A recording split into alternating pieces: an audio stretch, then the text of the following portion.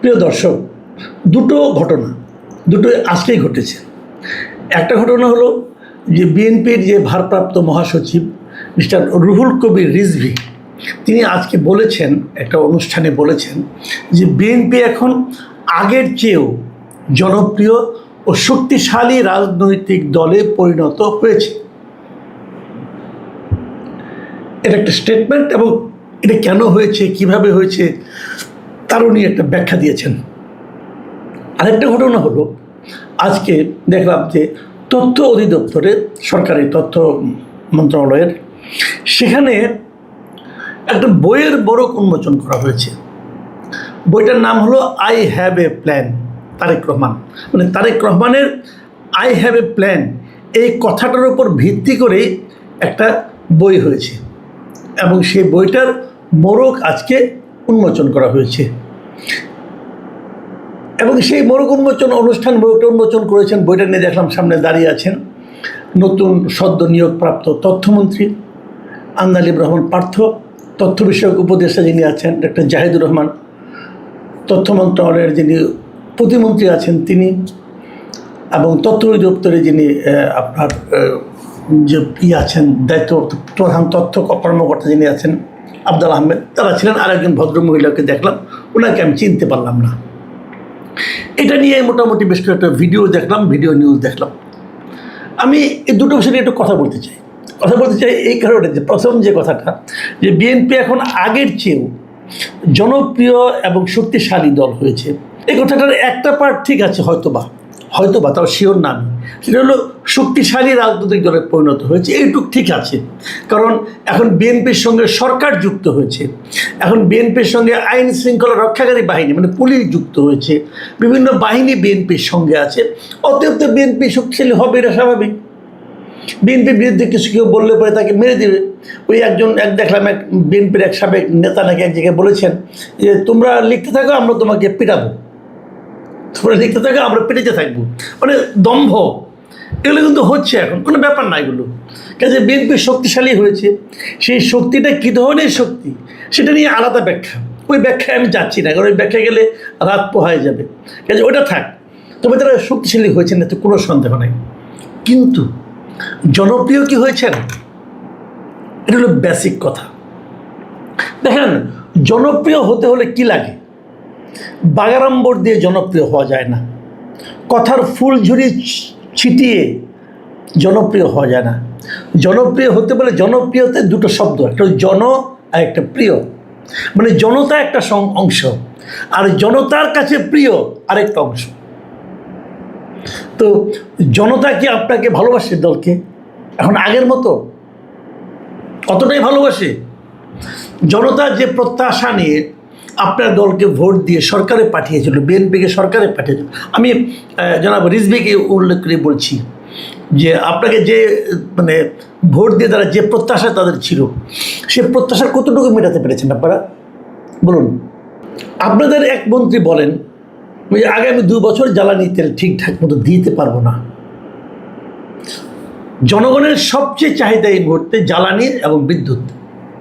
তো সেই চাহিদার ব্যাপারে আপনাদের একজন মন্ত্রী বলতেছেন যে আগামী 2 বছর ঠিক মতো আমরা জ্বালানি দিতে পারবো না বলেছেন।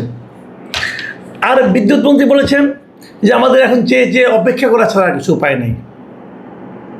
আরেক মন্ত্রী বলেছেন আমাদের হাতে জাদু নাই যে জাদু দেখাবো। আপনাদের কি মনে হয় এই 3টা বাক্য আপনাদের মন্ত্রীদের কাছ থেকে শোনার জন্য তারা আপনাকে ভোট দিয়েছিল? তারা কি এমন লোককে ভোট দিয়েছিল যে বলবে যে আগামীতে প্রত্যেকটা জিনিসের দাম বাড়বে? যখন একজন মন্ত্রী, তাও কে, খোদ অর্থমন্ত্রী, উনি বলতেছেন, আমি শুনলাম কালকে একটা ভিডিওতে, উনি বলছেন যে প্রত্যেকটা জিনিসের এখন দাম বাড়বে, কারণ যেহেতু জ্বালানি তেলের দাম বাড়বে, সব কিছুর দাম বাড়বে। আপনি ভাবেন, আমাদের অসাধু ব্যবসায়ীরা, সিন্ডিকেট ব্যবসায়ীরা দাম বাড়ানোর জন্য, জিনিসপত্রের দাম বাড়ানোর জন্য, কৃত্রিম সংকট তৈরি করার জন্য সব সময় কিন্তু এক পায়ে খারাপ। তারা একটা অজুহাত পেলেই দাম বাড়িয়ে দিতে চায়। সেই সময় যদি খোদ অর্থমন্ত্রী বলেন যে আগামীতে সব কিছুরই দাম বাড়বে, তো তারা একটা সুযোগ পেয়ে যাবে না? এটা কি অর্থমন্ত্রীর কাজ? অর্থমন্ত্রীর কাজ কি ব্যবসায়ীদের দাম বাড়ানোর ক্ষেত্রে তাদের অজুহাত হাতে তুলে দেওয়া? অর্থমন্ত্রীর কি কাজ জনগণের মধ্যে একটা আতঙ্ক তৈরি করা? বলুন। এখন এইটা বলার মাধ্যমে রিজভী আহমেদ দাবি করতেছেন গভর্নমেন্ট আরও জনপ্রিয় হয়ে গেছে। আমি রিজভী আহমেদ সাহেবকে বলবো, আপনি এখন মন্ত্রী হন নাই, যদিও মন্ত্রী পদমর্যাদা ভোগ করছেন, মানে মন্ত্রীর বেতন টেতন পাচ্ছেন আপনি সব কিছু, এই বেতন কিন্তু আমরা দিচ্ছি। এই যত মন্ত্রীর পদমর্যাদার লোক আছে সবাই মন্ত্রীর মতো করে বেতন পান, বেতন ভাতা বাসা সব পান, এবং এই পুরো খরচটা কিন্তু আমরা বহন করি। উনি মন্ত্রীর বেতন পান, পেয়ে পার্টির মহাসচিবের দায়িত্ব পালন করেন। ভারতেও কিন্তু অনেক, ভারতে একটু উদাহরণ দেবে বলে, ভারতে বিজেপি পার্টি আছে, বিজেপির যিনি প্রেসিডেন্ট উনি কিন্তু মন্ত্রীর বেতন ভাতা পান না, উনি পার্টির কাছ থেকে টাকা পান। তো আমি বিএনপিকে অনুরোধ করবো, আপনি দলের এই লোকগুলিকে আপনি মন্ত্রী বেতন দিচ্ছেন কেন, সরকারি টাকা দিচ্ছেন কেন, জনগণের টাকা দিচ্ছেন কেন? তো তাকে পার্টিতে রাখেন, যাই হোক, সেটা অন্য কথা। তো সেখানে বসে আপনি তো আসলে জনগণ থেকে বিচ্ছিন্ন হয়ে গেছেন। জনগণের সঙ্গে মিশেন, একটু জনগণের কাছে যান, একটু রাস্তায় নামেন, রিক্সাওয়ালাকে জিজ্ঞাসা করেন সে কেমন আছে, একজন সিএনজি চালককে জিজ্ঞাসা করেন সে কেমন আছে, সে কি বলে শুনেন, তারপরে বলেন যে আপনি জনপ্রিয় আগের চেয়ে বেশি হয়েছেন কি হননি। আগে কেন বলেন? আগে বলে তো লোকে হাসবে, কারণ লোকে তো অন্য কথা বলে। আমরা তো পাবলিকের কাছে যাই। আপনাদের মধ্যে বিএনপির প্রধান যে সমস্যাগুলো এই মুহূর্তে হচ্ছে 6 মাসের মাথায় এসে, 1 নম্বর, তারা জনগণের মৌলিক যে চাহিদাগুলো, যে আপনার দ্রব্যমূল্য, বিদ্যুৎ, গ্যাস, জ্বালানি, এই সমস্যাগুলো তারা মেটাতে পারছে না। 1 নম্বর, একদম অসহায় তারা এই ক্ষেত্রে। দ্বিতীয়ত, তারা আইন শৃঙ্খলার পরিস্থিতি একদম কন্ট্রোল করতে পারছে না, এবং আইন শৃঙ্খলার মধ্যে আপনি ধরতে পারেন চাঁদাবাজিও, তারা চাঁদাবাজি একেবারেই কন্ট্রোল করতে পারছে না। সারা দেশে অবাধে চাঁদাবাজি চলছে, দলীয় মাস্তানি চলছে, অস্বীকার করতে পারবেন না, থামাতে পারছেন না। কালকে দেখলাম একটা ভিডিও, এক ছেলে বলতেছে যে তারেক রহমান আসলেও তোমাকে টাকা দিতে হবে, মানে চাঁদাবাজি। সে এমনই বেপরোয়া চাঁদাবাজ, সে বলছে যদি তারেক রহমানও আসে তাও তাকে চাঁদা দিতে হবে, তারেক রহমান বললেও তাকে চাঁদার হাত থেকে মুক্তি নেই, চাঁদা তাকে দিতেই হবে। এই জিনিস ভাই আগে দেখি নাই, এই মাত্রায় আগে দেখি নাই আমরা, থামাতে পারছেন না। এখন নতুন একটা ট্রেন্ড তৈরি হয়েছে, পুরো একটা পরিবারকে হত্যা করা হচ্ছে, এবং হত্যা করার পর পরের দিনই নাকি সমস্যার সমাধান হয়ে গেছে এমন নাটক করা হচ্ছে, মানুষের সন্দেহ বাড়ছে। এগুলোকে কিভাবে আপনি বলেন যে আপনাকে এই সমস্ত ঘটনা ঘটার পর জনগণের কাছে আপনাদের প্রতি ভালোবাসা আরও বেড়ে গেছে? কোন বিবেচনায়? এই সমস্ত প্রশ্নের উত্তর আপনারা দিতে পারবেন কিনা জানি না, দিবেন কিনা জানি না, দিতে ইচ্ছাও হবে কিনা আপনাদের জানি না। কারণ ক্ষমতায় গেলে না তো ওরা জনগণকে পাত্তা দিতে ইচ্ছা করে না। তো সেরকম আচরণ আপনারা হয়তো করবেন, আমরা বলতে পারবো না। দ্বিতীয় প্রসঙ্গটা বলি, যে বইটা প্রকাশিত হয়েছে এই বইটা আসলে কে লিখেছে আমি জানি না, তবে আমি আপনার চ্যাট জিপিটিকে জিজ্ঞাসা করে জানতে চাইলাম যে বইটা আসলে কে লিখেছে। চ্যাট জিপিটি যে তথ্যটা আমাকে দিল, তারা বলল যে এই বইটা মূলত লিখেছেন হলো ইফতেখার রসুল জর্জ, এবং এটা প্রকাশনী নওরোজ সাহিত্য সম্ভার, এবং নওরোজ সাহিত্য সম্ভার যেটা আছে এটা আসলে ইফতেখার রসুল জর্জেরই প্রতিষ্ঠান। আমি ভদ্রলোককে আমি কিছুটা চিনি, উনি অনেকদিন ধরে প্রকাশনা শিল্পের সঙ্গে আছেন, সিনিয়র মানুষ। তবে ওনার এই নওরোজ সাহিত্য সম্ভার এখন আর অতটা ভালো ব্যবসা বাণিজ্য করছে না যদ্দূর আমি জানি। হয়তো উনি ব্যবসাটাকে বাড়ানোর জন্য এই বইটাকে নিয়ে আসছেন, আই হ্যাভ এ প্ল্যান। তো তারেক রহমান শিরোনাম এই বইটা যিনি করেছেন, এই বইটা যেহেতু তারেক রহমানকে নিয়ে লিখেছেন, অতএব তথ্যমন্ত্রী, তথ্য উপদেষ্টা সবাই মিলে তেল মারার জন্য বইটার মোড়ক উন্মোচন করেছেন। যদি তারেক রহমানের আই হ্যাভ এ প্ল্যান এই শিরোনাম না থাকতো বইটার মধ্যে, অন্য কোনো বই নিয়ে গেলে কি ওনারা মোড়ক উন্মোচন করবেন? ধরা যাক আমি একটা বই লিখব, আমি বই লিখে ওনাদের দুজনকে বললাম, এই দুই ভদ্রলোকের সঙ্গে আমারও যৎকিঞ্চিত পরিচয় আছে, ওদেরকে বললাম, 3 জনের সঙ্গে আছে। আব্দুল আহমেদ আমার 2টা প্রতিষ্ঠানে আমার কলিগ ছিলেন, তো ওনাদের 3 জনকে বললাম, ভাই আমি একটা বই লিখেছি, আপনাদের ওখানে একটা মোড়ক উন্মোচনের ব্যবস্থা করেন না কেন? করবেন ওনারা? করবেন না। এটা করলেন কেন?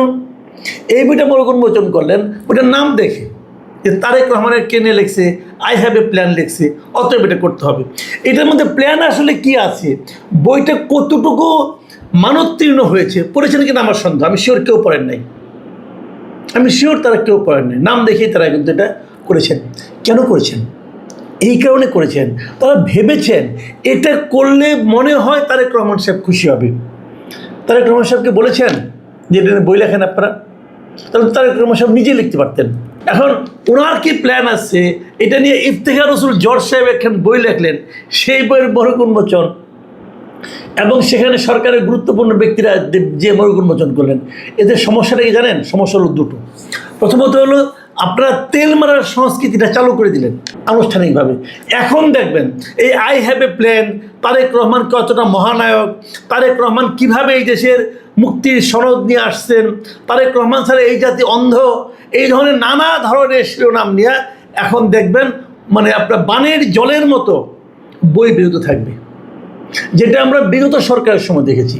সরকারের একটা প্রতিষ্ঠান আছে জাতীয় গ্রন্থ কেন্দ্র, এরা বইটই কিনে, এরা কিনে বিভিন্ন দেশে লাইব্রেরিগুলোতে দেয়। আপনারা খবর নিয়ে দেখেন, শেখ হাসিনার 15 বছরের শাসন আমলে 80% বই তারা কিনেছে যারা, সব হলো হয় বঙ্গবন্ধু অথবা শেখ মুজিব অথবা ওনার স্ত্রী ফজিলাতুন্নেসা অথবা ওনার সন্তান শেখ কামাল, সুলতানা কামাল অথবা শেখ রাসেল। এই কারো না কারো নামে, কারো না কারো জীবনের উপর নির্ভর করে, কারো না কারো স্বপ্নের উপর নির্ভর করে, কারো না কারো দর্শনকে প্রতিফলিত করার জন্য এই বইগুলির নামকরণ করা হয়েছে।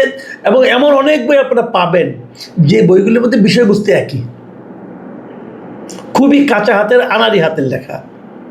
এই বইগুলো তারা ব্যবসার জন্য করেছে।